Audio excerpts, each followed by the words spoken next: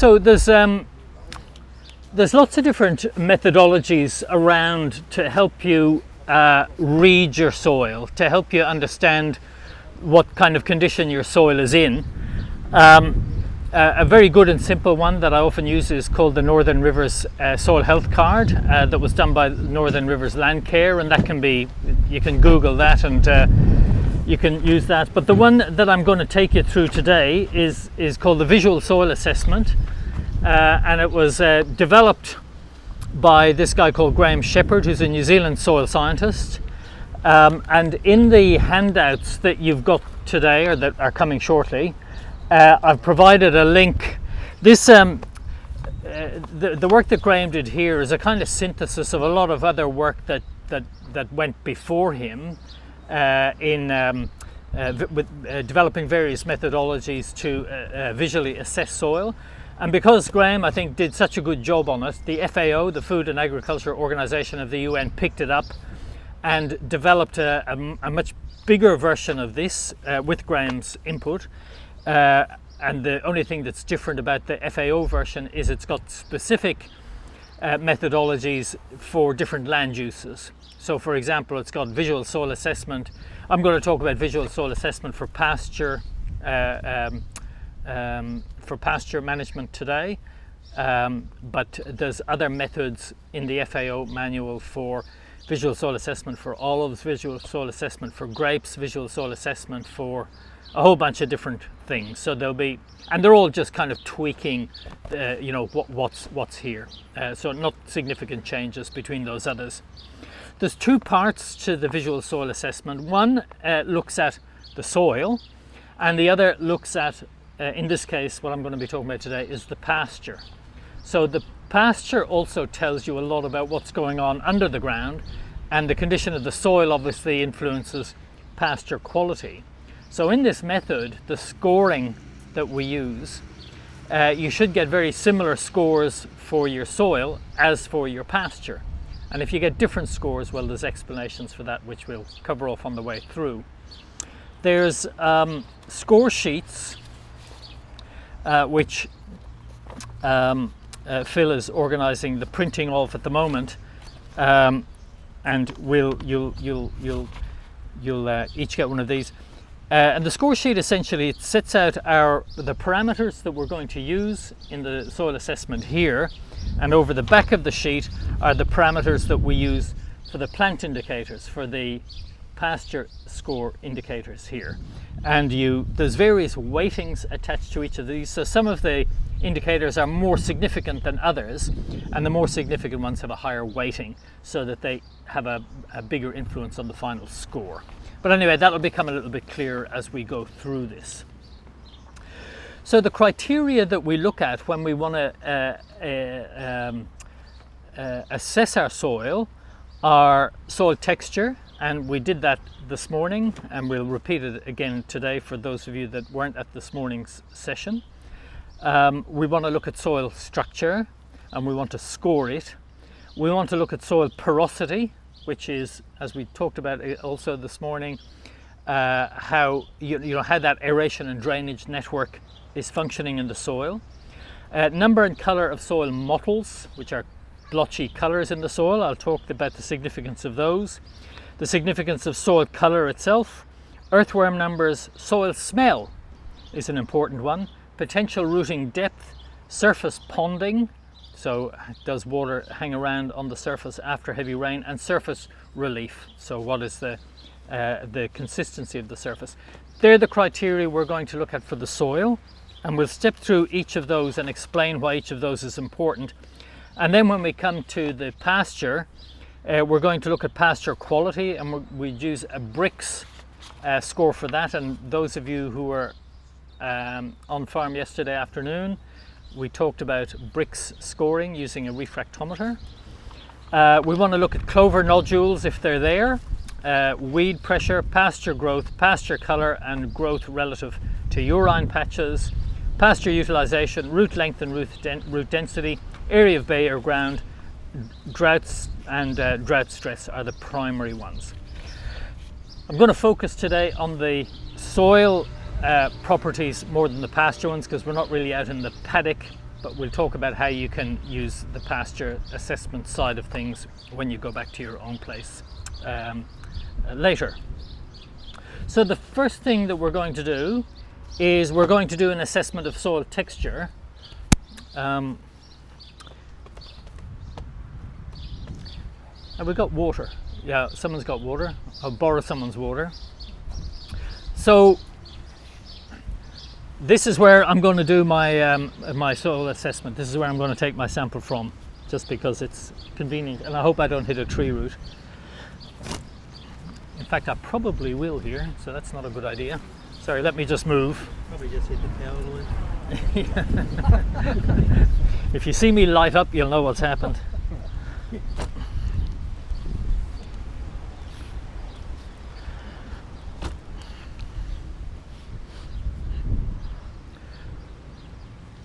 This is not a good place to do this. At least to take my sample. We can stay here. For the purposes of the soil texture, I'll just grab a small bit of soil. As you can see, I can't get down very easily here. In these soil profiles, I'd expect to go down a spade depth without much difficulty. So obviously there's been some kind of disturbance or hard stand under this area in the past.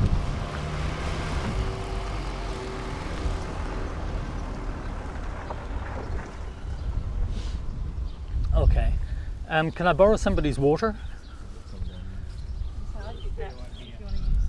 Sorry? Yeah, okay, well, all right, I'll use yours, yeah. Ah, thank you very much.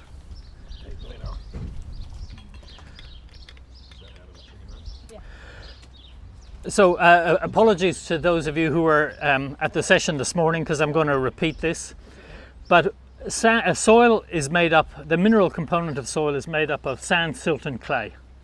And we want to try and get a handle on how sandy our soil is, how silty it is, or how clayey it is. And the way we do that is with this, what's called a hand texture assessment. So this is not a hugely scientific exercise, because it just involves us wetting up this soil, bringing it to a kind of uniform texture that allows us, if we just do this with dry soil, we can't really feel the difference too much between sandy conditions and clay conditions. But when we wet it up, we're essentially lubricating the different particles in the soil and allowing them to run over each other. And when we allow them to run over each other, then we can start feeling the difference between sandy properties, clay properties, silty properties, etc. Oh, I'm just squashing up a little worm. Sorry, buddy. That might influence the texture just a little bit.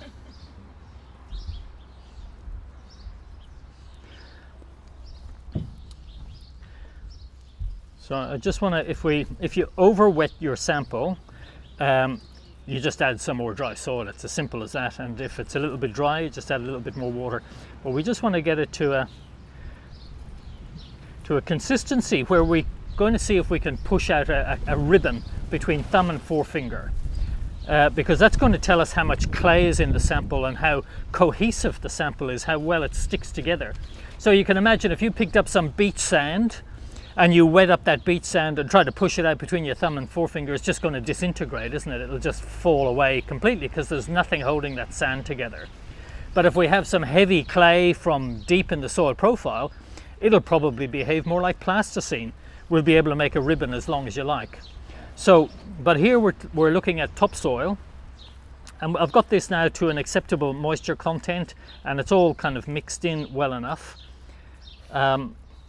So now I'm beginning to feel for, can I feel any sand grains in here, or can I feel any kind of soapiness that's associated with a high silt proportion, or can I feel a general smoothness and evenness and a cohesion that's going to tell me this has got a high clay content. So when I push it out between thumb and forefinger like this, I'm kind of squashing it and squeezing it to see what can I feel. Now there's a real grittiness in this sample here, which is probably caused by a proportion of coarse sand in here. And when I squeeze it out a little bit further, this sample is probably a little bit soapier than the sample that I that we were at the South property this morning, which tells me there's a little bit more silt in this sample. And then I want to assess the coherence of the sample. And there's a couple of ways to do this. One is to make a soil ball like so and compress it between thumb and forefinger and see how much compression it takes before it starts cracking or breaking. So you can see I get to here and there's fissures beginning to open up. So I've been able to compress this quite a bit before it starts opening up. And the other one that's more typically done, this is the one that the kids like to do, is can you make a circle like that without it breaking? And you can see this is beginning to break here. So if this had a higher proportion of clay, that would just bend like a sausage and wouldn't break at all. So there's various guides that tell you how long is the ribbon that we're able to make. Are we able to depress the soil before it starts to fracture? Are we able to make a circle of it before it starts to break? And if I push this out at, maybe 3 mil thickness or something like that, how long a ribbon am I able to make before it breaks?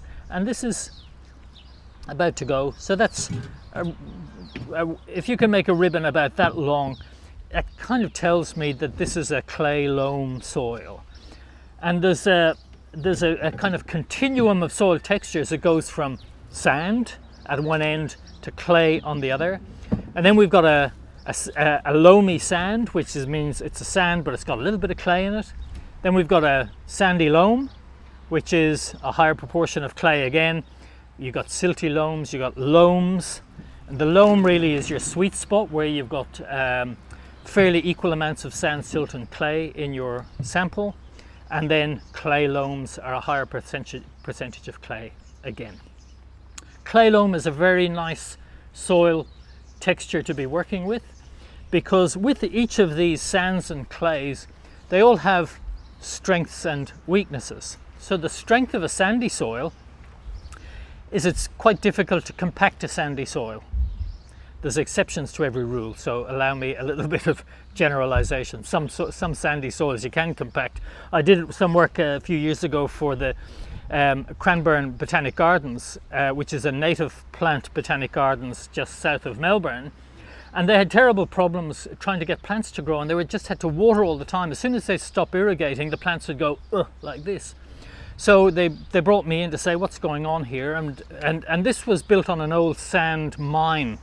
So they mined this kind of mountain of sand, and then there was just the base left, and they thought, oh great, native plants don't need much nutrition, like sand, here you go. And they said make it into a botanic garden.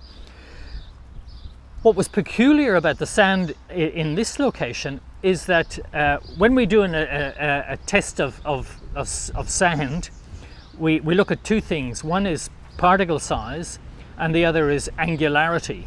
So you'll appreciate beach sand is generally very rounded particles, which is why it often moves under your feet, whereas a sand that's got more angularity will move less because it'll lock together a little bit more. That's the kind of sand that they like more, say, on greyhound racing tracks, because they don't want that sand to move too much when the dogs are running on it. Anyway, the sand at the Cranbourne Botanic Gardens had this peculiar property where it had a very uniform particle size and it was angular, which meant it was kind of self-compacting. And so the plants were trying to grow roots down through the sand, and they couldn't get through it because it kind of set. And so what we did there was said, okay, well, we have to get some organic matter into this material, because organic matter is going to help with bridging and to break up that interlocking of the sand particles, and change the watering regime to encourage deeper rooting. So instead of watering every day, we started increasing the watering interval, having dug a whole heap of compost to about 30 centimeters into the soil. And literally within 12 months, we were gone from a really sick, unhealthy situation to plants that were bursting with life. So apart from exceptions like that, sandy soils generally are very difficult to compact. So the rain is always going to flow through them very easily, which is why the likes of the MCG and other major sporting facilities now, they all have sand profiles. And that means they're basically growing the turf on these sports grounds hydroponically, because there's almost no nutrient holding potential in sand. The water just runs straight through it. There's nothing to hold the water there. You don't want a lot of organic matter in these sandy profiles because that can make them a little bit slippy. So they're basically just putting lots and lots of fertilizer on these all the time to keep them growing and green. But the good thing about it is they're ready to play after 30 minutes after really heavy rain. Like, you'll all remember the day, I'm sure, when when footy games were played in the mud, right? Well, you don't see that anymore, do you? Like, where's the mud gone? Has anyone ever thought, how come they're all so clean at the end of a game now? It's because they're all playing on these sand profiles, no mud anymore, and water draining straight through. So that's the principal advantage of a sandy soil. The other advantage of a sandy soil is in spring, for example, things start growing in a sandy soil much more quickly. They get going much more quickly than in a clay soil. But the disadvantage is very little water and nutrient holding potential in a sandy soil. Conversely, in a clay soil, clays have got lots of water and nutrient holding potential, but because the clay particle is so tiny compared to sand particles, they can really pack down on themselves and choke out the drainage and aeration that's necessary in soils. You all appreciate why drainage is necessary, because you've all seen, waterlogged soils and water sitting above the soil. But what you don't see are all the bacteria and the fungi and the protozoa and nematodes and all the life in the soil that are drowning. You've seen when it's really wet, the worms get up and start moving around, don't they? There's two reasons for that. One, people think, it's because the worms are drowning. Well, yes, probably, that's part of it. But the other part of it is when things are that wet, that gives the worms the opportunity to migrate and move around and, avoid kind of worm inbreeding, I suppose. So it's kind of the worm migration opportunity, so they kind of get moving. But the bacteria and the fungi can't do that because they take 3 steps to the left, as they're really still there, aren't they? They can't escape it. And that's because all of these organisms, like 97% of these organisms in the soil, are aerobic. So they need oxygen, they breathe out carbon dioxide. Oxygen has to be able to flow into the soil, and carbon dioxide has to be able to flow out of the soil. So this is really the most important part of soil function, which we really don't think about or talk about nearly enough. Years ago, when I started studying horticulture, we did an experiment in the nursery world with because we're using artificial growing media. We're using potting mixes made from pine bark and sawdust and things like that. One of the key things that we test for in potting mixes is a thing called air-filled porosity, which is what proportion of that mix is full of air. And this trial that we did grew the same plant at a range of different air-filled porosities. And when we were up at about 25% air-filled porosity, the plant would just grow like a rocket. Whereas the same plant growing in 10% air-filled porosity grew so much more slowly. And that was because with so much air and water and nutrients not being limited, the bugs were able to just it's like they were on steroids. They were able to fire up and perform really well.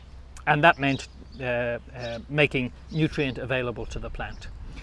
The disadvantage of the 25% air-filled porosity sample was you had to water it all the time because it dried out so much more quickly than the 10% air-filled porosity sample. So it's a little bit like the difference between sand and clay. The clay is going to hold on to water so much longer, but you've got challenges getting air into it. Now, the beauty of the soil that you have here on Norfolk Island, most of the soil, this red soil that's a ferrosol, is it's extremely well structured. And really my talks today are really about the physical aspect of soil management. We talk often about the 3-legged stool of soil management, which is trying to balance the physical, chemical and biological properties in soil. And you've had a lot of the chemical stuff about soil with Graham Sate and some stuff on the biological aspects of soil. And so today I'm mainly talking about the physical aspects of soil. And I would argue that well, it's hard to say which is more important than the others. They're all equally important, but I think because we haven't devoted enough attention to the physical aspects of our soil management, that's tended to suffer. And the physical aspect of soil management is very much about, is there enough air getting into the soil and is it getting in quickly enough? So it's a little bit like if we're in a sealed up room for a long time, it begins to get stuffy and we can begin to go, oh, need air, right? Well, that's what's happening to the bugs in a soil that's not very well structured. So the work that we're doing today is really trying to assess how well structured your soil is and how well that oxygen availability is in the soil. That's texture. Right, so that's why we want to know how much sand, silt and clay is in our soil, because if we know, as we do now with this sample, that we've got a high proportion of clay in the soil, there's probably 30% clay in the soil, clay becomes the dominant property in the soil. So if this was a much sandier soil, sand would be the dominant property, and so things like aeration and drainage is not so much of an issue. Nutrient and water holding is more of an issue. So in this soil, nutrient and water holding is less of an issue, aeration and drainage is more of an issue. So we need to think then about strategies to enhance that aspect of our soil management. Okay. So the book, and when you, if you download, because you can just download relevant pages out of the manual that you have the guide to. On these pages here, it refers you to the page that covers soil texture. Were you able to print out some of these sheets? We grabbed a few copies. Are they up here? If people had a copy of this just as we're going through, it would be this sheet. Up on the pages.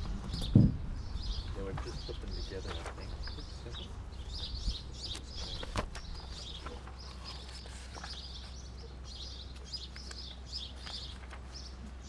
No. No. Oh, that's them. Yeah. Okay. So if we can hand out one of those each Yeah. to people. Well, I'm going to keep a copy because I think I might need to go run a few more. There's more paper on my phone. Okay. I've got a few spare copies here, which I'm happy to.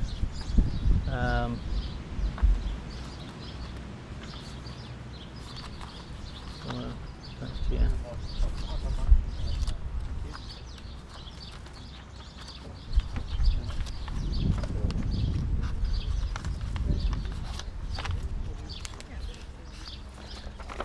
If you want to take one and just there's a few there that you can pass around.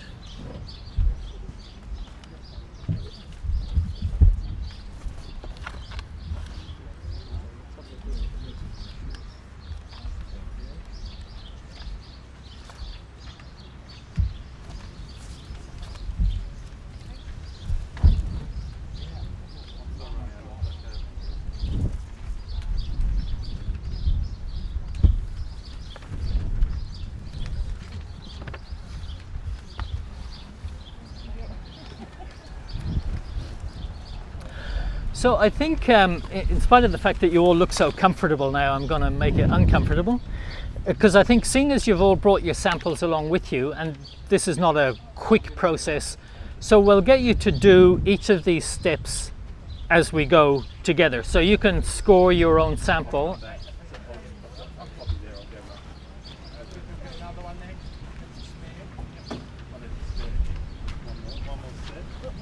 Okay. So if you want to if you've brought a piece of plastic, or you can do it on, I mean, there's plenty of room for a number on this sheet that we've got here.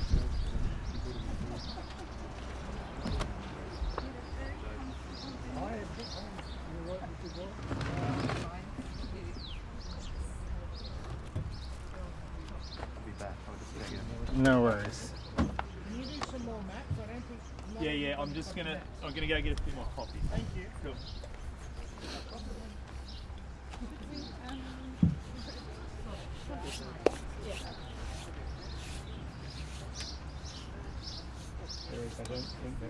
Have you got a? Do you want to work on here, or? Yeah, that's fine.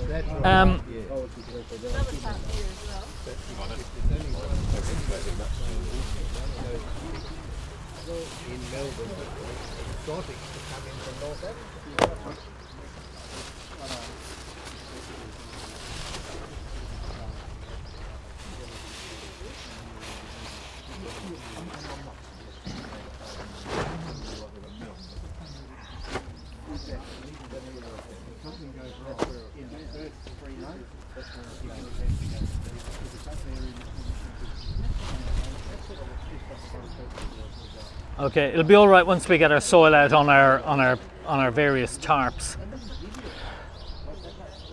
So I won't. I'll leave you guys to do your own soil texture assessment. You've kind of watched me do the process. You can do that yourselves, and there's also a description in the manual if you're able to download that later on. So the next step, as you'll see from the sheet, the next thing we're going to score is soil structure. This is the fun part. This is why you brought your soil sample along. So, is this your sample? Yeah. Is your Rebecca? Rebecca, that's right. So, the reason you were asked to bring a soil sample along in an undisturbed condition as possible is because we want to do what's called a drop test. And the idea of the drop test is you drop your soil sample. We want to see how it naturally breaks open, because that reveals to us what are the natural fault lines in the sample. So picture some soil that, you know, if I was able to dig up a cube out of the road there and drop it on the ground, it would be like dropping a rock, wouldn't it? It just wouldn't do anything. So that's a little bit like if I had a piece of really compacted ground and I dropped it, it's not going to break at all. Or if it does break, it's going to break into 2 or 3 kind of big clumps along natural fault lines. There's an old pathology saying apparently that says you learn more from the dead ones, which means you learn more from kind of mistakes and things that aren't healthy. It's a bit of a challenge with your soils, because most of them have such naturally good structure because of, as I was explaining this morning, the amount of iron oxide in these soils, which give them their lovely red colour. They're usually quite well structured. So we'll see how we go with the various samples we've got today. So ideally, we wanted a cube of soil that's pretty much intact. I think many of your samples might have broken up just in the excavation of them. You weren't able to hold them together. That's okay. So you take what is unbroken and you drop it 3 times. So I've got this just as an extra bit of kind of hardness. And I drop it 3 times. The bits that don't break, the bits that do break, you leave them alone. It's only the bits that don't, you pick them up, drop it again, and then again under its own weight, drop it again. So what I want to see now is what proportion of this soil is in big clumps and what proportion of it is in nice friable condition. So I want to lay that out. So this is already not much point picking that up. So I'm going to lay that out. There's a couple of lumpy bits there. So I'm going to put the big lumps up one end. I'm just going to do a bit of a sort on this. So I'm not interested in the grass. So there's not very many big lumps in all of this really. So I'm going to do a bit of a sort like so.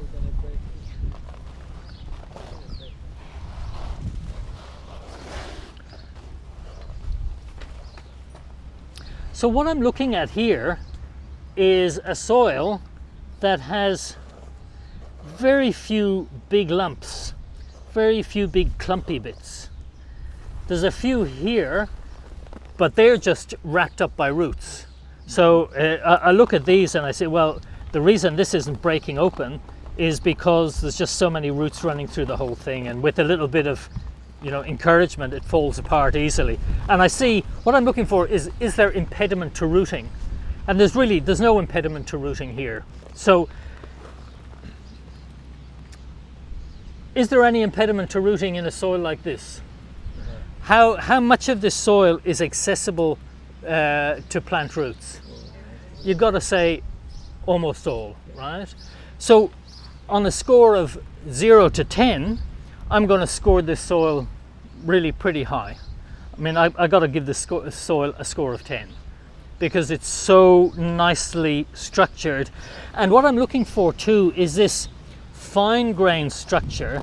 This, we call this friability, how friable the soil is, how easily it flows, how open it is. So the reason that this is so important is because what this presents to us is no impediment to plant rooting, no impediment to air movement into the soil, no impediment to fungal hyphal development in the soil. And because of that, it means all of this soil pretty much is available to plant roots or to fungi or to bacteria to engage in chemical reactions. Because we're asking the soil to engage in chemical reactions. Because the chemicals in the soil, calcium, magnesium, potassium, nitrogen, phosphorus, all of these things that we want to move from the soil into the plant, there's nowhere to hide really. I mean, there is in microaggregates that are at a microscopic level, but really so much of this soil is available for plant roots or for fungi to access those nutrients and deliver them to the plant. Now, the reason this is important, there was a really great piece of research that was done in Tassie a few years ago by a former colleague of mine when I used to work there. And they looked at the relationship between soil structure and yield. And this was on farms, the most common rotation on a lot of North Tassie farms, which have this kind of soil, ferrosol soil, are potatoes and poppies. And this work was done on potatoes and poppies, mainly on ferrosol soils. And the structure of the soil, there was about, 30 farms in this study. The structure of the soil was scored 1 to 10. Potatoes and poppies in Tasmania are grown for the processing industries. So none of them go into the fresh market, so they're going straight to the factories. So the factory workers are out there saying, Farmer John, maximum production please. Put on, this is your formula. This is how much NP and K to put on. And this is how much potatoes or poppies we want from you at the end of this. So they're looking for volume, so that's maximum input, maximum output. For the same amount of input, some farmers that had a score of 4 or 5 out of 10 were achieving about 40% of their potential production with the same level of input as everybody else. The farmers that had a soil structure score of 9s and 10s were achieving 90 to 100% of potential yield from the same level of inputs. Who's making money and who's going out backwards?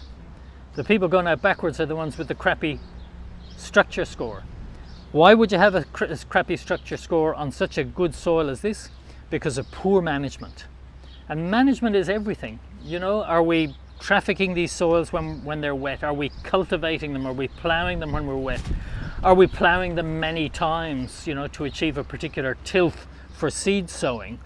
Are we allowing in the case of Tasmania, incredibly heavy harvesting machinery when the soil is wet to take the crop off? So all of these things have an influence on soil structure. The farmers that look after their soil structure the best were getting the biggest yield for a certain amount of input. The other reason, of course, that soil structure is incredibly important is because, as we discussed this morning, the lifeblood of soil is soil organic matter. And the more organic matter we can have in these soils, the better. This is a soil that's, I know that this soil will score high on organic matter if I test it, because organic matter contributes enormously to this kind of fine texture. So those of you that have a sample, do exactly what we've just done. Yep. What? Oh, that's from the chicken farm. From my, Two chimneys. Thank you. Two chimneys, but Steel Point. Thank you. Okay, so what's the land pasture poultry? Okay, so pasture poultry, chickens, they're not going to compact the soil, are they? Are they going to fertilize the soil? Yeah. Are they going to clean up pests and diseases, bugs in the soil? Yeah. Okay, so there's a lot of nutrient going into the soil. there's a lot of growth from the fertilizer, there's a lot of organic matter going back into the soil. All good. I'd expect a good score.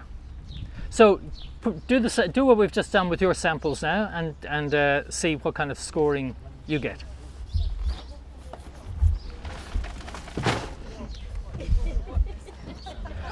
And feel free to go around and have a look at everybody else's, and have a chat about what you're seeing.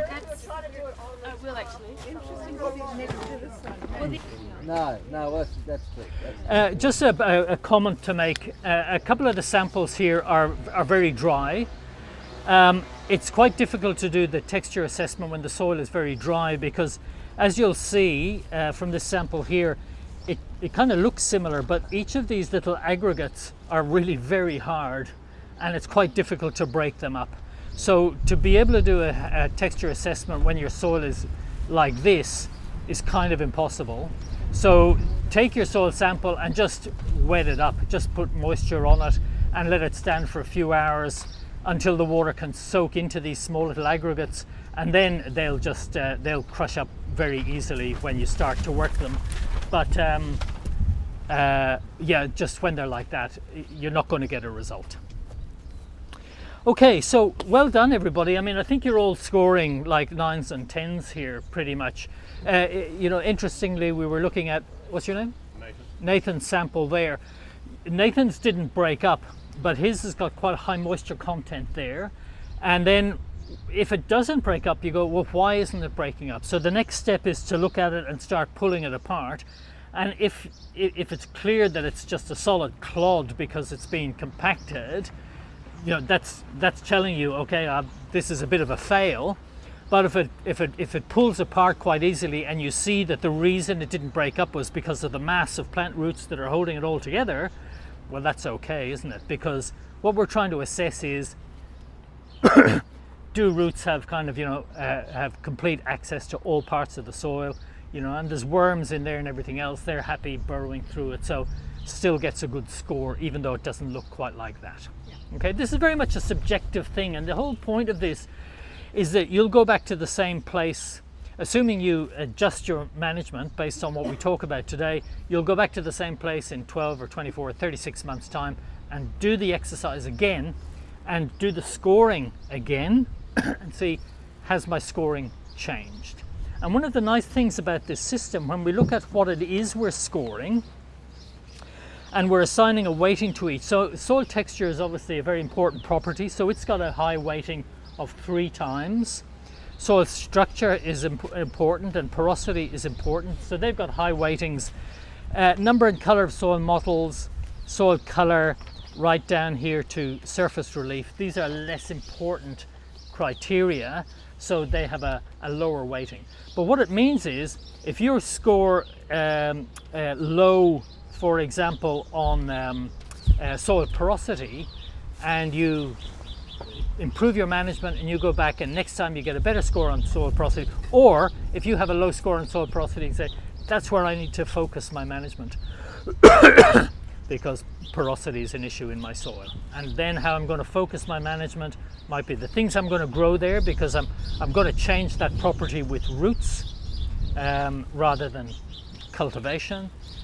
So I'm going to maybe select different plants, or I'm going to grow a green manure crop, or I'm going to do something that's going to help with that particular property. Okay? Excuse me. The next assessment we do is kind of on the hole where you just dug that out of. We possibly could have done it before we did our drop test, but so what we're looking for soil porosity, it's kind of the same on this soil, because soil porosity is really a measure of surface area. So when you look at the side of your excavated hole, you want to see, does it have a big surface area, or is there any kind of obvious compaction? And if we're looking at a surface area like this that's fine and granular, and again lots of opportunity for root invasion, we can score fairly high for soil porosity. The next one is the number and color of soil mottles. Now, soil mottles are essentially color blotches. Where we're looking for these colour blotches is deeper down in the soil profile. It's fairly unlikely wherever, it's a fairly unhealthy soil if we see them near the surface of the soil. Because what colour blotches are, and there's usually two kinds of colour blotches. One is a red colour blotch, which is going to be hard to see in a red soil. A reddy yellowy colour blotches, and you can also get kind of bluey dark grey blotches as well. What this is symptomatic of is impeded drainage. So on your soils, if you go deep enough, and depending on how deep your soils are, but certainly if you're down into the subsoil, you will probably see some blotchiness, and that is uneven coloration in the soil. So in these topsoils here, we've got really nice even coloration throughout, but in situ, in your subsoils, you'll probably see either some more red blotches or yellowy blotches, or you'll see a kind of pattern of red yellowy blotchiness. And what this is telling you is that we've got impeded drainage at that level in the soil. So often we don't have impeded drainage in the upper part of the soil, but we'll see it lower down in the soil profile, like at a foot deep or deeper. And what that's telling us is we have a bit of a drainage issue wherever in the soil we're seeing that blotchiness. So for those of you who were at the session this morning, you know, one of the nice things, we got the opportunity to see a soil profile to a full metre depth. Now, you'll recall we talked about how the upper part of the soil was really quite loose and quite fluffy. We got down to about 250 millimetres. Things started to tighten up a little bit and were less friable between 250 and 600. And then when we got down below 600 millimetres, things tightened up again as the clay content increased. And there was although I didn't point it out, there was a bit of discoloration in the lower part of that soil profile. What we also talked about this morning is the way that we manage our soils with our annual crops especially, or even our pastures, is if we're only ever growing a plant that's this big, and I'll say a pasture plant that's that big, well, its roots are really only going to be round about that big in terms of depth or volume. If we grow a plant that's that big, then it's going to have roots that big. I'm simplifying a little bit here, but you get the point. If we have small plant, small roots, big plant, big roots. Now, in our metre profile that we were looking at this morning, there wasn't a whole lot of vegetation on the surface of the soil, and we really didn't have a whole lot of roots, and what roots we had were concentrated in the top part of the soil. There really was very little, there was some roots going to depth in the soil, but very few, and certainly no root density to speak of at all. That means a couple of things. The first thing it means is we're just not using 3/4 of our soil. We're farming only the very top bit of our soil. And there's all this beautiful soil way down here that's got nutrients, that's got organic matter, that's got life, and we're just not using it. Now, if we're growing just a short little, if we're growing, you know, a short little rooted annual crop, well, there's not much we can do about that. But it's really, are we looking after the soil in managing our system? And say we're growing broccoli, for example. Broccoli hasn't got much of a root system, right? But broccoli pays well, so I want to grow lots of broccoli. So I grow my crop of broccoli. I realize that after that broccoli comes out, I have done nothing for the soil beneath that broccoli while it was growing. So maybe I'm going to go back in after that broccoli, and also because it's quite a heavy feeder, it's taken a lot out of the soil. So either I'm going to put, ideally I'd like to put my compost back on that, but also I want to get something deep rooted growing in that spot there. The analogy that I use is because we talked about that aeration and drainage network that really has to extend all the way down through the soil profile. That's got to be, those structures have to be maintained. Like anything, you know, life is entropic, you know, if you don't maintain it, it starts to fall apart. The maintenance workers are the bacteria and the fungi and the worms and everything else that's living in the soil. Like, that's their realm. They maintain it, they look after it in a way that suits them.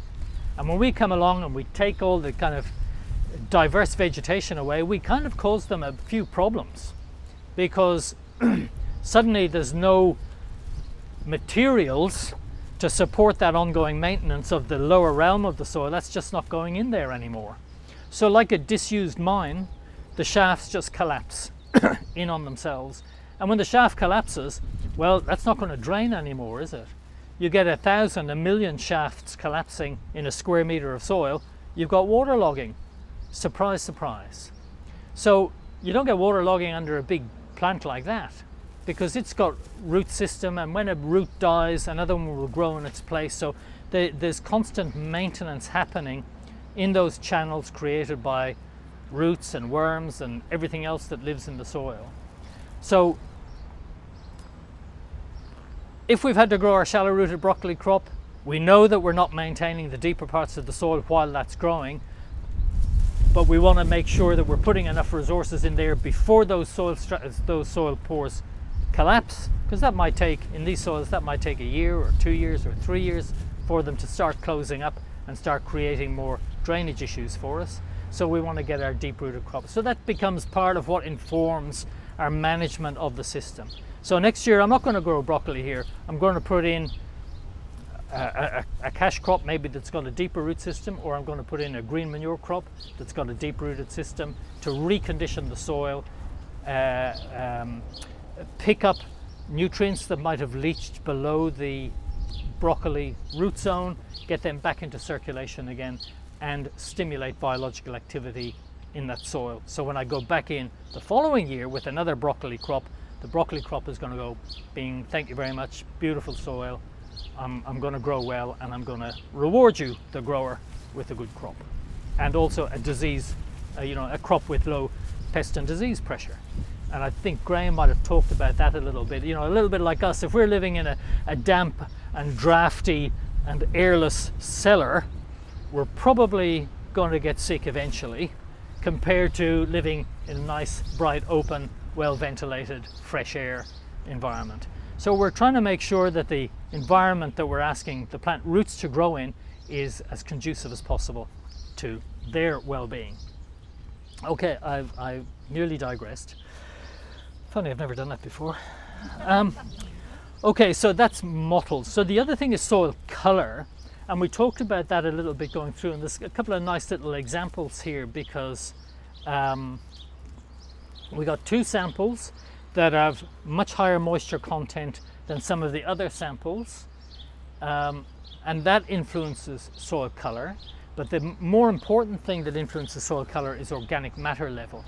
And because these come from kind of 2 wetter areas, one's near a creek, one is near a tank outflow and in a swale, they're going to stay moister for longer. And if your soil is able to maintain constant temperature, constant moisture, just like us, soil life really likes constant conditions. So that's going to, with constant conditions, there's not going to be any interruptions to their functioning and to their reproduction and all of that kind of thing, compared to a soil that dries out regularly. When the soil dries out, the bacteria and fungi are going to go, oh, got to go to sleep.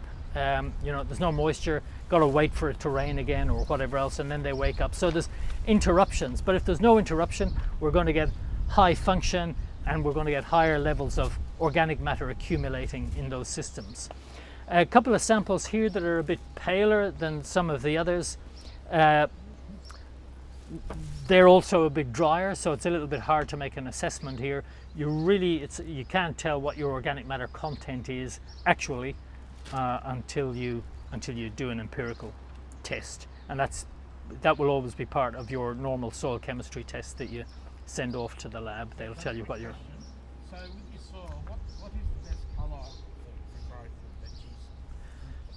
of veggies? Look, there's not a best colour, but the darker the soil for the type of soil it is best. So these soils, even though these ones are a little bit paler, they're still a nice dark rich colour. So I don't have any concerns about these. You know, and I'm kind of splitting hairs a little bit between the color of this one and the color of that one. You know, that one's a little bit darker. Maybe if I bring this up to the same moisture content, we'll hardly be able to tell the difference. That's likely. You know, so most of these soils are going to have a similar organic matter content. And Phil was just showing me some results from the 1954, I think, assessment that CSIRO did, which did include some organic matter testing of the soils. And it's quite interesting to see that, I can't remember, was it organic matter or organic carbon? Total organic carbon. So it's a little bit confusing sometimes when you hear people like me talking about organic matter one minute and organic carbon the next minute. And I do apologize, I do use the terms a little bit interchangeably, but organic carbon is a key component of organic matter, and it's a very constant component. So it's always about 57 or 58% of organic matter. We tend to talk about carbon in the context of climate change and general soil health and pulling carbon out of the atmosphere and having high carbon levels in our soil. But the other 42% of organic matter is nitrogen and calcium and magnesium and potassium and all those other things. So when we talk about nutrient turnover in soil, we're talking about organic matter turning over. And organic matter turns over because it's the main food for the bugs, aside from what they get from the plant. There's a whole host of organisms in the soil that never see any food from a plant. They're not forming, not everything in the soil forms associations with plants. An awful lot of what's in the soil is just eating organic matter that's in the soil. So they're eating the organic matter and they're basically breaking it down and releasing the nitrogen and the phosphorus and whatever else that's in that organic matter and making that available to plants. So it's just, you know, we need this material to constantly be coming in and constantly be going out. There's a big focus on increasing organic matter, increasing soil carbon in our soils. Absolutely we need to do that, but it's not a fixed level, it's not a fixed amount. Really it's about saying, well, we would all like to have a bigger bank balance, wouldn't we? But we don't just, unless we got too much money, we don't leave the money in the bank. It's got to turn over. We're spending it all the time, but we just got to make sure that there's more going in. And if we can put more going in than is coming out, the bank balance is going to get bigger. And theoretically, we're, I don't know, are we healthier? Are we happier? I won't go there. But, you know, so what we're trying to do is increase the bank balance in the soil. And when people talk about natural capital of soil, that's really what we're talking about. To me, natural capital is about organic matter in the soil. If we can increase organic matter and increase its turnover, that's going to really reduce our reliance on external inputs. And I think that's important for you guys because of, as I was reminded this morning, you know, freight costs of bringing in fertilizers and all that kind of thing. We want to maximize the soil's potential to produce. We want to maximize our ability to, you know, pull carbohydrate out of the air through photosynthesis and use big root systems to find nutrients from depth and pull them back up into the working part of the soil. Okay, so that's why color is important. So the next one is earthworms. Now this is a New Zealand derived system. So when they're in the book, it says this is purely based on earthworm numbers that you observe in your sample. So the scoring for earthworms here is you get a good score if you've got more than 45 earthworms in your sample. Now I do think that's a little bit ambitious, even in New Zealand soils. So I'd probably, you know, divide these values in half for Australian soil. So, you know, if you've got 20 worms in your soil sample, that's a really good thing. And often there's a lot more worms in your soil sample than you think. Now here, because we've been able to, a lot of the soils are at lower moisture content and we've been able to break them open. But where all the worms are not there, they're up here. So you've really got to tease your sample apart, and right up under the crown of the plant is where you'll find most earthworms. What do earthworms eat? Organic material. Organic material? Rotting organic. Rotting organic material? Any other takers?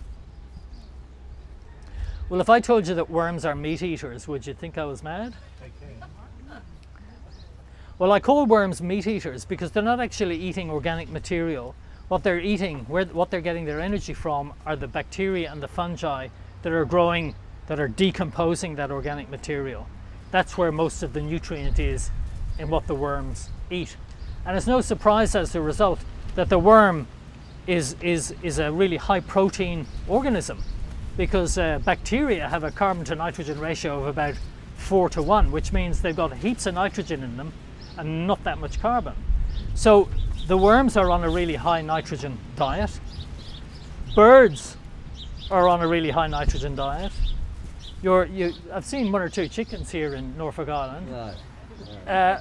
They're on a high nitrogen diet, so their poo is a really good fertilizer because it's high in nitrogen. So, you know, I talk about birds as being meat eaters as well, even though they haven't got any teeth. But really, they're all protein hunters, aren't they? You know, the chicken is eating seed, worms, insects. All of these things are high nitrogen diets. So, where was I going with that? Worms are important. Yeah, that's where you find your worms. Yeah. Oh yeah, sorry. Where I was going with that is, that's where most of the fungi and bacteria are. It's right up around, because they're feeding off the plant, aren't they? So that's where the highest populations of those are. That's where the worms are, mostly.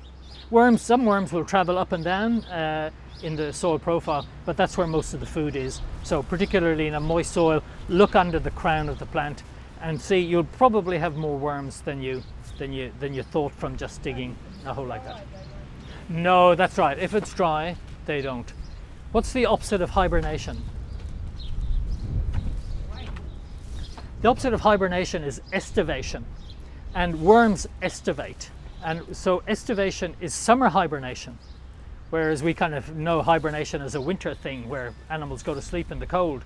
Worms estivate because it's usually hot and dry, and they don't like that. And often you dig down deeper in the soil profile and you'll find a very pink worm. They get very pink when they estivate in one of these little Gordian knots in a little kind of capsule hole in the soil, and they're just there, just waiting it out until the rain comes again, and then they'll come back to life again. Okay, and the reason why we count earthworms, I remember years ago when I started studying, saying, oh, why don't we just put lots of earthworms in the soil? And the obvious question is, what are the earthworms going to eat? Right, so earthworms are the charismatic megafauna of the soil invertebrate kingdom. But they're really the top of the food chain. So they have to have a very intact food chain beneath them for them to be there at all. Which is why we look for worms, because obviously they're easy to see, but also they're indicating to us that we've got, if we've got high worm population, we've got a thriving microbiological population as well. How do they reproduce? That's a dirty question. Well, worms are hermaphroditic, so they can reproduce themselves, but they tend to reproduce with pairs, and they produce small eggs. The egg looks a little bit like a little osmocote capsule, and they're usually just single worm per egg. Occasionally, I think you can get two in an egg, but that's pretty rare. Usually it's just one.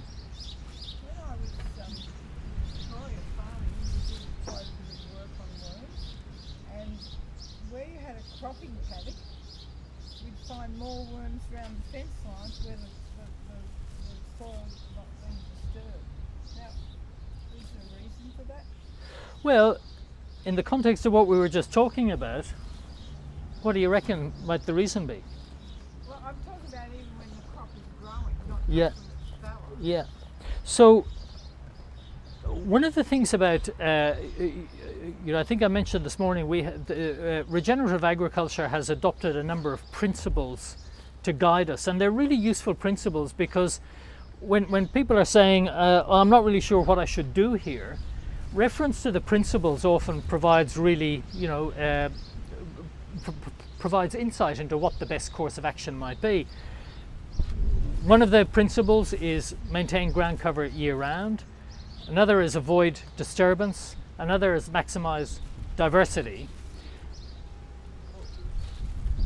The reason for the avoiding disturbance and maximizing diversity is because we want to maintain as stable an environment as possible for soil biology to function in.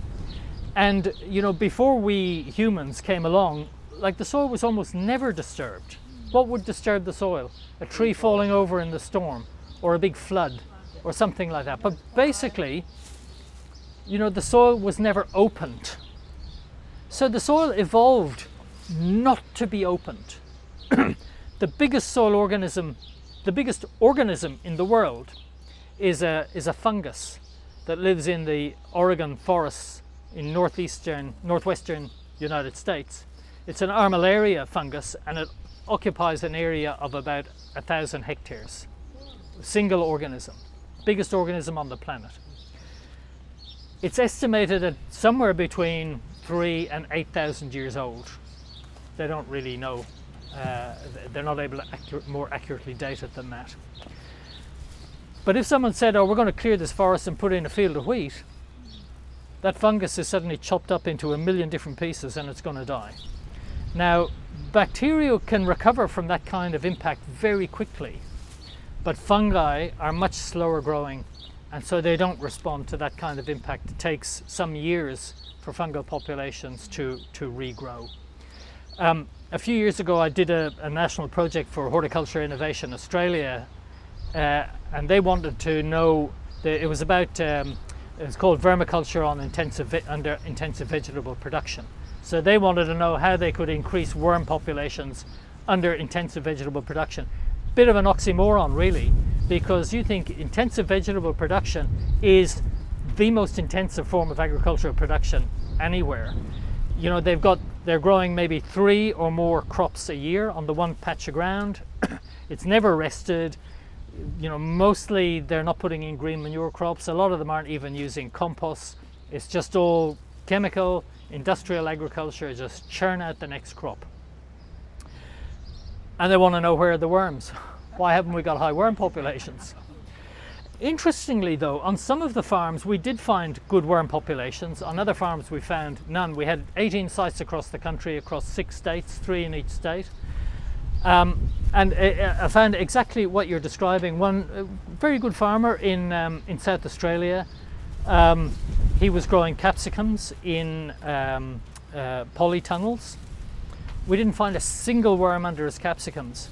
We went outside the polytunnel where there was just weeds. Worms galore. Worms galore. Worms.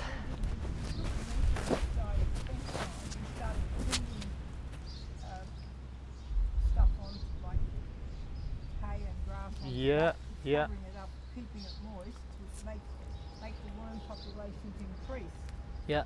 With the hope that they go out into the paddock. Yeah. Yeah, I mean, they do. That's difficult if you're trying to manage a big area, but that's certainly how you do it. There's a guy that I worked with in Tassie, and he was trying to introduce this longworm into Victoria, and in fact he has introduced them into Victoria. And the beauty of the longworm is it's a vertical burrower, so it'll pull organic matter from the surface and bury it deep into the soil. But that was how we were trying to establish them on sites. It was really exactly as you just described. Put them there, cover it with straw, keep it moist, and let them breed up and migrate out from there. If you have an upside down turned pot in the right place and it's wet, often there's a whole lot of worms breed up underneath that. It seems so simple to increase them. Yeah, yeah. I mean, it's an example of, you know, we kind of, us humans, we kind of need to get out of the way a bit more. You know, if we get out of the way, if we allow, you know, if you put a bale of hay somewhere, you put some straw somewhere, you have an undisturbed area, you know, I'm sure everybody has gone into their garden, scraped away some mulch to plant a plant, and you see these little things going boing, boing. You know, they're the springtails, they're calembula, and they're one of the most populous invertebrates in the soil ecosystem. And they have really important roles, and there's, you know, there's, I don't know, more than 100 different species of calembula. And they just appear, don't they? You know, if we provide the conditions for them, they just appear. So it's a bit of, I try and operate a bit of get out of the way as much as possible, because we know that if we create the environment, generally, you know, beneficial organisms will move in. Just quickly on the worm bit. Yep. Where a couple of years ago I had a big compost bin and I'm mucking around with it. Bottom full of worms. Yeah. Surprise, surprise. You know, we provide lots of food. How do worms find the food? Gee, I don't know, but they do, don't they? It's amazing. Okay, that's earthworms. The next one is soil smell. Now this is a really interesting one, because I don't think anybody has yet come up with any kind of you know, a taxonomic kind of, you know, system to define soil smell. But all I'll say about soil smell, and I haven't got a very good nose, but all I'll say about soil smell is you know when it's good and you know when it's bad. So really what we're looking for in a soil is, you know, does that smell nice? Does it smell fresh? And I think, you know, probably because, you know, really not that long ago we were much more intimately involved with soil than we are now. You know, I'm talking about just, you know, a few hundred or a few thousand years ago. We still have a sense of what good soil smells like. And we certainly know if you ever smell bad soil, soil that's either been polluted or soil that's anaerobic, it stinks. And in fact, even yesterday evening, I went walking down past, in Kingston, down past the, you know, some of the ruins. And you know, the paddock down there is flooded at the moment. And there was a smell, there was wind coming off the paddock, and there was a bad smell. And it was just an anaerobic, rotting-y kind of smell that you get from, you know, rotten vegetation.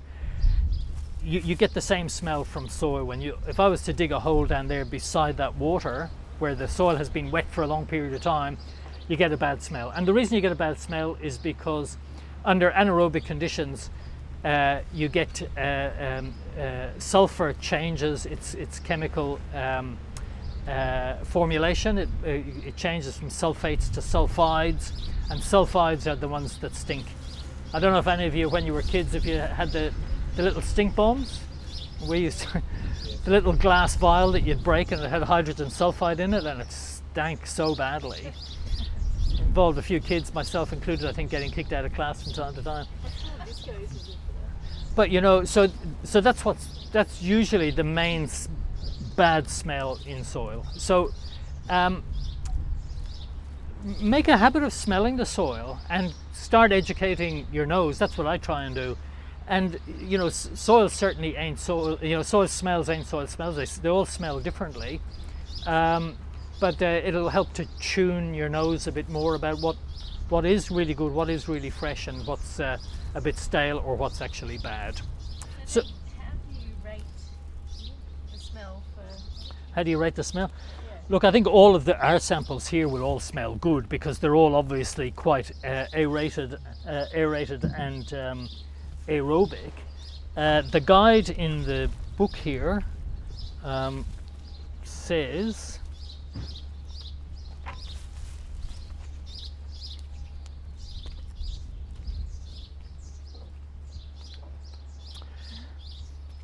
yeah, so good soil has a distinct, rich, earthy, sweet, wholesome or fresh smell. That gets a 2. What gets a 1 is soil has a slight earthy, sweet odor or a mineral smell, and poor is soil has a putrid, sour, chemical or unpleasant smell. So it's kind of easy to decide, you know, where your soil smell lies. Is there any way to neutralise that acidic soil that you take out of a swamp? Oh yes. Well, so if you take soil out of a swamp, it's probably going to be extremely fine textured. It's probably going to be a very silty or clayey soil, right? At the pH is about 2.5, Yeah. 2.8. Well, if it's got a pH of 2.5, 2.8, you better leave it there. Because it's probably an acid sulfate soil, and you're going to cause yourself no end of problems. How I did it. Yeah. But I drained the swamp. Yeah. Perfect. Well, That's down Trump in the was valley. going to do the Yeah. Trump was yeah. People he- use That's the what's land. happened, like. Hey? right. What's happened down there? Perfect. Yeah, so essentially you've got to put on more lime than you can pour a stick at to relieve that acidity. And because acid sulfate soils have got a huge, usually they've got a really high buffering capacity, which means they're going to really resist that pH change. So you've just got to put on lots and lots and lots of lime. And there's calculations we'll do based on the chemical testing that comes back from the lab that will tell us how much lime we need to put on. But really, you know, unless it's kind of, you know, there's a lot of value in it for you, it's best to leave those areas alone. I used the soil. I moldboarded this hill with a big moldboard, turned it over top. There was roots and stumps and things like that there. Got rid of that black African olive and lantana and whatever, but I dragged the soil down. Oh yes. So where I started, I then carried this acidic soil back to the top, levelled it all out, and was the first place to grow grass. So whether it wasn't that bad or whether it was, So I don't know. yeah, acid sulfate soil is the problem with acid sulfate soil is when it's there'll be acid sulfate soil in various low-lying places around the island. You'll only get it generally probably certainly within no more than 10 meters above the high water mark. It's sort of different. There were some of the swamps, the peat swamps around the place were drying out. Are these higher land? Yeah, you and can get when that. they dewatered, Yeah. the upper reaches dewatered. You Okay, This yeah. acid sulfate soil Yeah. Okay. coming down. Yeah. See, because the silt had come down, we found a pine tree that was 4 meters down, and in some of the stuff we dug out, I got a pine knot, and the pine knot was hollow. It was like a cow wall. So I don't know how long it's been silting up, Yeah. but Well, I would say a long time, because in those inland areas away from the coast, it takes a long time for acid sulfate conditions to form, mainly because you need sulfur for because it's a biological reaction. You need sulfur for this amount of sulfur to accumulate in an area like that would take some time. But anyway, when these soils remain in an anaerobic condition, either in a coastal environment or if they're constantly wet in a higher peat swamp or something like that, no problem. It's when they drain and when oxygen moves in that the sulfur in the soil gets converted to sulfuric acid, extremely strong acid, which is why it basically kills everything immediately below it when it starts to weep and discharge. And certainly because we did an extensive survey of acid sulfate soils when I worked for the Tasmanian department and prepared acid sulfate soil management guidelines, and this is why it first came to light, was because farmers were draining low-lying pasture land just with dish drains, but then everything would die below the dish drain as the acid started to be mobilized. So that's why I generally leave. But in a situation like that, I did another piece of work down at Hastings, down the bottom of the Mornington Peninsula, and they excavated this area. They dredged an area because they wanted to build a marina. They did this 30 years ago or something. And so they built the marina, and then they stockpiled all the or used this material to kind of reclaim a bit of land because they wanted to make a reserve. And for 20 years they tried to get something to grow in this reserve, and they couldn't. And eventually they said, maybe we'd better get someone to look at the soil. Bing! So they asked me to come and have a look at the soil, and I realized that what had happened was they had taken acid sulfate soil out of the lagoon area, and between the salt impact and the acid impact, and it was very heavy clay soil too, so it didn't leach. So this acid hung around, and some stuff started to grow, but it was super patchy. But in the I've got a beautiful photograph of the soil profile, because we dug a hole to about 3 meters deep, and the upper part of the soil profile was the reddest red you've ever seen, and then below that was the blackest black you've ever seen. And the blackest black was the anaerobic part, still anaerobic, and the red part was where the acid sulfate soil had started to oxidize and produce this lovely red color. So it will leach out of the soil depending on how much you put up there. It will leach out of the soil. It'll kill stuff below it as it goes, but once that acid leaches out of the soil, yeah, then it'll start to grow That something. whole area like that, 'cause it always looks pretty barren when you go down It's what? there. That area always feels barren when you go down there. Is that part of the reason? Well, this area was, maybe only an acre that was impacted by the by that dredging. So, yeah, it was a fairly average soil down that side of the peninsula. So, it certainly doesn't cope well in dry times. Rob Fitzpatrick's coming over next month, but he's done all the work on that. Oh, is he? Yeah. Well, he's the kind of national acid sulfate soil guru. So, he'll tell you what's good, bad, or indifferent about it, Never seen anything like that. haven't he? Because he did some really. Exciting. Well, he did some really interesting work in Iraq after. They drained the soil. Yeah, yeah. So there was, if anyone, there's a great book called The Marsh Arabs, that was written by a guy called Wilfred Thesiger, and it's his story of traveling through that part of Iraq back, I think, in the 20s, when there were. It was a huge part of the. What's the river system that flows through there? The Tigris? Yeah. There was a huge inland marsh system, and there were all these marsh Arabs that lived there, and they lived on these floating islands that they constructed from reeds. And he travelled and lived amongst them for a while. It's a fascinating story. But then Saddam Hussein came along and said, we're going to drain all those swamps, drain them all, and there was all acid sulfate conditions underneath them, and completely destroyed the area, and those soils are almost unrehabilitatable, unremedial. But Rob went over, after they got rid of Saddam Hussein, Rob went over to see if he could do anything about it, but I never heard the end of the story. Okay.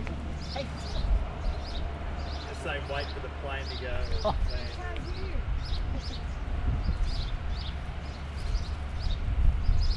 So we're nearly at the end of the soil component. The other couple of things that we want to look at are potential rooting depth. So again, this is where, and in your soil, you'll be doing a fair bit of digging to find your potential rooting depth, because there's not really much impediment to rooting in these soils. As I mentioned, these soils are relatively common in the northern part of Tasmania, and because, excuse me, I've been talking too much. Because these soils have been worked so hard in Tasmania, on many farms the topsoil is gone. I've got a photograph from the front page of the Hobart Mercury that was taken before my time there. It happened in the 90s. There was a really major rainfall event, as is not uncommon in the north of Tasmania during winter. And it was a satellite photograph, and you could just see these brown fingers flowing out into Bass Strait. And what it was all the beautiful ferrosol soil just being carried out of the rivers, because so many crops are, and they cultivate on steep slopes, and so all of the soil is getting washed out into Bass Strait. There's so many soils, so many farms that have already lost their topsoil, but these soils are so good, they're still able to grow crops on the subsoil, which is remarkable. It's about the only soil that you'd be able to do that. Having said that, you know, these soils are, their productive days are seriously numbered, but they're still growing crops on them. So what it means is there's good structure even in these subsoils. So you've got, in even where we were this morning, you know, we saw roots down to 1 metre. Not very many, but there wasn't much growing there. But you know, roots will be able to get, and certainly these big plants, you know, they'd have roots way down past 1 metre. So you're not going to have an impediment to rooting depth in your red soils. So you know, you'll all score a 3 for that, for example. Sorry, you'll score a 2, which is your top score for potential rooting depth. The next one is surface ponding, and again, you're all going to score high on this too, because surface ponding, as we talked about before, it's that drainage. So you might have a really intense rainstorm event, you might have a bit of surface ponding, but is it gone in, 2 or 3 hours? If it's gone in 2 or 3 hours, not a problem. If it's there still in a couple of days or a couple of weeks, then you've got a problem. And interestingly, like where there is surface ponding down there near the old barracks and stuff in Kingston, I'm sure that's not this soil. That will be alluvial soil that's been deposited there in the depressions, which can be very over the peat. Right. Over Peat- peat. peat's Okay. 20 metres deep there just before the outlet to the sea. Right. Okay. Well, that makes a lot of sense. So you're not going to have a whole lot of drainage through peat, are you? And the outlet, the water level is kind of held by the level of the invert of the outlet going through and down. Right. Right. And what is peat except organic matter that's not able to break down properly because it's wet all the time. So it kind of gets to a certain stage of decomposition, peat, and then just pretty much stays that way, which is why in Europe they dig up bodies out of peat that might be, thousands of years old. It's a really excellent preserving environment because it's super acidic, which means there's very little biological activity in those peat soils because they're either wet or they're super acidic. So great preserving environment. If you want to get rid of a body, don't bury it there. We've been making whiskey, you reckon? Yeah, well, it is. Filtering it. Peat. You need peat to make Isle of whiskey. Yeah. Waste the good water. And the last one is surface relief. And what surface relief really refers to is from your point of view, is pugging damage, really. So if you've got pugging damage, so if you've got really rough conditions, ankle breaking conditions, that's telling you a lot about drainage, it's telling you about wet weather mismanagement. But if you've got nice kind of smooth surface, another plane. What is going on? It's taking that long to get out to the end of the runway.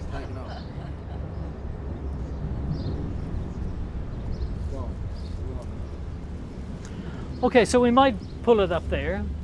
I'll leave you with can I leave you with a controversial comment? Controversial comment. You've got an issue with army worms here, I believe. Is that right? How significant is that of a problem? For those with pasture and relying on pasture and in the summer and spring and summer, late spring and summer, Yeah. it can lay pasture bare. Okay. And into autumn. Like this, you might end up with all this completely dead. Yeah. Right? Completely brown. Yeah. Okay. Just, And it's only a problem on pasture? yeah, Not on it's my only farm. really a problem of kukui grass. Sorry? So around my chooks last year, the army worm decimated everything in my pasture. It was lush and green. Was that because the chickens would eat them if they came in? Probably, but I rotationally graze and the whole pasture area, nothing. But also, I found I don't cut my grass so much now. When it's low, it seems to get attacked. Uh-huh. When it's Well, higher, it has to be at least probably 8 inches high before the army worm Doesn't touch it. gets it laying a bit more. But then if the yeah, cows, so, if I said to someone the other day, why don't we grow meadows with flowering things in it instead of all grass? We don't have snakes, so it's not a What? problem to walk through. That equals less cows. Anyway, cows Declan, what were you might gonna do say well about on army worm? on the That is meadows. controversial, but probably not in this group, but there are some groups that it would be very controversial. Okay, so my controversial statement is my observations as a kind of blow-in wetback who's going to piss off soon, and there's a lot of overgrazing going on here. And that's probably got something to do with the cows being in charge of grazing as opposed to humans being in charge of grazing. Because the cow walks into a paddock and goes, where do I feel like eating today? Where am I going to sleep? Where am I going to sleep? Where am I going to do anything? And I don't like that grass. I like this, I'm going to eat all of this. So when pastures are overgrazed, that's the perfect entry for armyworm. And also we have you know, such little diversity in your pasture. So there's your comment about growing meadows, is really would be a great thing to do. There's a bit of a revolution happening, I hope, in southeastern Australia especially, around grazing management. So traditionally, departments of agriculture, you know, we used to always tell farmers to graze at the 3-leaf stage. And the reason you graze at the 3-leaf stage is that's when the plant is at peak nutrition. And when animals graze at the 3-leaf stage, which is when plants are so big, they do really well. So weight gain is maximized. If the plant is bigger than that, it's not quite as nutritious, and the weight gain is not quite so rapid. Mind you, the animal's going to be healthier. One of the things that you'll see from the animals growing on the grass that's at the 3-leaf stage is they're really squirty. So they've got diarrhea basically, which is not good for the animals. If they're growing on a mixed pasture, their stool will be much more firm. And in regenerative grazing, there are charts with weirdly little photographs of poos, so that you know how to score your animal's poo. So a really runny poo is going to score really low. A super firm poo is going to score low, but a poo that's in the middle is going to, and that tells you that the animal's gut health is optimized and that their diet is optimized. And the way that we achieve that is with a regenerative grazing, which basically locks the animals into a certain area, saying you've got to eat that and you're not going to get anything else until that's eaten, and then you move them on. But what it means is the rest period is a minimum of 6 months, maybe 9 months, which means the pasture is this tall. And what the animals don't eat, they'll trample or foul, and that is what goes back into the soil to feed the soil. So that is a healthy, and that's the way animal, you know, it's kind of nice to see the animals just kind of wandering around and, you know, being very peaceful and all that kind of stuff, but that's not the way they were evolved. They evolved to behave either. You know, animals like cows were pack animals and their movement was very much determined by predators.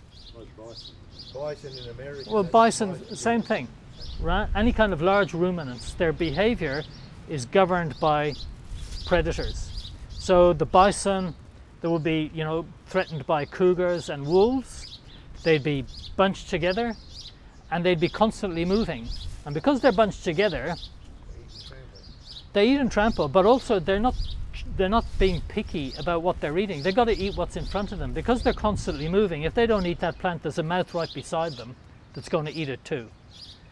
So high density grazing, making sure they eat everything that's there. They leave the land there, and they won't come back to that in the wild. They won't come back to that for a whole year, because generally those migratory patterns, maybe 6 months if they come back over the same area, or a year if they do a circle. And that's how long these grasslands have to recover, and that's why the soil under grasslands has the potential to sequester so much carbon and be so healthy when they're managed in that way. So the willy-nilly grazing is kind of compounding that problem of armyworms. We had an agronomist here at this last weekend, and he made the same observation. He made the same observation about cowpats even. Ah, okay. But see, the cowpat with pasture, they shift the fertility. They shift it from the hills and whatever, and take it down to the lovely tree down by the water and camp there. Then they get, when the next rain comes, all of that fertility put in the stream and out to sea. You have to control them. You just only have to look on the road side you said this morning about couch grass. When you actually look at the road verges, it's predominantly now couch grass because the cows graze, they go somewhere else off the road, out of the wind or whatever, and camp. You know, Buffalo grass. the buffalo grass, they don't even go there. It's the last resort. That really should be a noxious weed. Yeah. It's But you're right, not within this group, but more broadly within the community, those sorts of... It's controversial. It's controversial. Yeah. I can tell you first. If one wanted to improve the soil in a horticultural situation, what's the best legume to plant? Lucerne? Lucerne's a really good one to plant. There's information on the web that talks about the amount of nitrogen that the different legumes have the potential of sequestering, and some of the clovers are generally best, like white clover and crimson clover are really good. But lucerne is really good because it's got the added benefit of that deep taproot, so it will stay greener longer. Most of the other clovers have got relatively shallow root systems. The red clover doesn't, if you planted it, doesn't last a long time. Yeah. Right? As soon as it is, but Yeah. the red, Yeah. red What about glycine? You heard of that? Oh yeah, It's a that's tropical that. grass, see? Yeah. It grows all the year round. We were out at David Biggs the other day, Yeah. and on the block upside, it's got a mat of glycine that could be 600 thick, and it's just, hey? What about desmodium? I don't know enough about There's a desmodium. little hairy one that sticks to your socks. It's pretty Uh, good too. Look, the important thing with, you might have this massive stand of glycine, but if that really needs to be eaten and trampled. Oh, well, you can just, Big time, because if any of that material doesn't make it contact with the surface of the soil, it's not really going to feed the soil. It's just going to hang there. So, getting back to like in horticultural situations, I don't have animals. Right. And with whatever you do there, a couple of times a year you mow it, not short, and then that would rot in. Yeah. Is that the best one? Yeah, to do? yeah. If you haven't got animals, that's fine to do. Yeah, that's good to do. Like you say, don't cut it too short. So big. The effectiveness of sheep rather than cattle. I mean, cattle will eat longer grass when you're saying for the health of the pasture. Yeah. Sheep are less effective at eating long. They like shorter stuff, don't they? Well, they do like it, but They will eat longer stuff. sheep will get trained to eat what they, as my dad used to say, hunger is great sauce. Yeah. So if an animal is hungry enough, then but a lot of animals, particularly, excuse me, particularly if you're trying to change the diet of the animal, if the animal has been used to eating, fresh young green stuff, and you put it into a paddock that's got a lot more older stuff in it, it's going to walk around going, get me out of here. Because its rumen's not going to be able to deal with that material. It's going to take some time for it to adapt to that. But if you force it, it'll eventually start eating it. It won't have a If choice. you had long kikuyu grass, there's no nutritional value in it. No, I mean, It's well, yeah, and that's why, like, we got to get away from. Raise it young. Yeah, but you got to get away from mono stands as well. And this is why, like, a lot of people hate kikuyu. I don't hate kikuyu. I think it's very much got its place, but you don't want it as your dominant species because there's not enough nutrition in it. In a horticulture situation. It's what? It's a pain in the butt in a Yeah, horticulture situation. absolutely. But that Yeah. lawn over there with the clover in it, Yeah. it's lovely. It'd be good soil. You're getting the humus from the mowing. The clover gives nitrogen. Yeah. And the seed, it's setting seed every year. Yep. Yep. It's a win. Yep. And you can eat it in your salad. Yeah. The kikuyu, Clover flower. clover flowers. Yeah. You can make tea out of it. So we might pull up stumps there, folks. Any other Thank you. questions? Very informative.